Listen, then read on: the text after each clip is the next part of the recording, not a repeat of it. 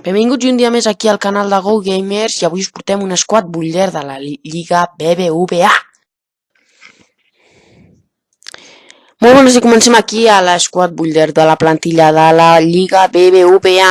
Començarem buscant aquí la formació, és la 4-3-3-4, una formació que jo és la que sempre he utilitzat i sempre m'ha anat bé amb tots els FIFAs.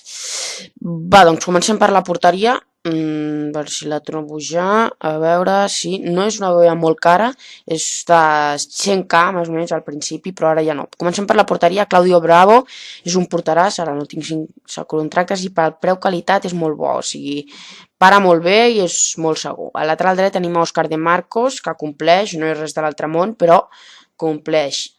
A l'altra banda també tenim un altre que compleix bastant, com és el senyor Gaià, que els dos són barats i són bons, compleixen bastant. A la defensa tenim un dels millors centrals del joc, que és el senyor Rafael Varane, que em va costar 20.000 monedes i ara val 3.000, i és un centralàs, o sigui, valen 50.000 monedes, igualment ho val perquè és molt alt, també m'ha fet alguns gols de long shot i va bé, va bé.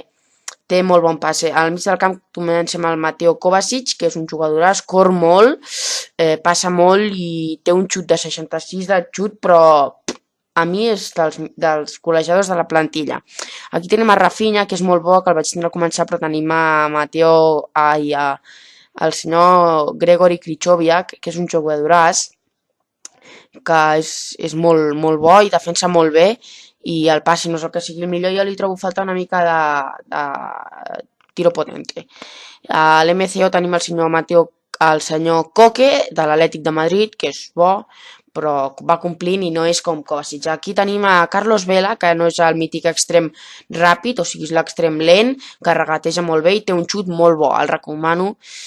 I a la davanter centre tenim el senyor Ángel Correa, que m'ha agradat molt perquè s'assembla molt a Kun Agüero, però Rodrigo jo trobo que és més complet i és un jugador. I aquí tenim l'estrella del CRIP, el senyor Konoplia, que ja anem a ficar uns jugadors al banquillo per acabar la plantilla, no? I per ficar el senyor Correa, que m'ha agradat molt, que és el revulsiu de la segona part, i m'agrada tot i que més que Rodrigo.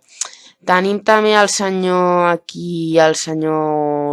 Rafinha, que m'ha agradat molt com a MC, l'he posat com a MCO, i també com el senyor d'això, però Oro no Raro no m'ha fet d'això. I fins aquí l'esquad d'avui, espero que us agradi. Si la proveu, deixeu als comentaris. A mi m'ha anat molt bé i fins la pròxima. Adéu. Ara us deixo amb alguns clips d'alguns jugadors que m'han anat molt bé. Fins la pròxima. Adéu.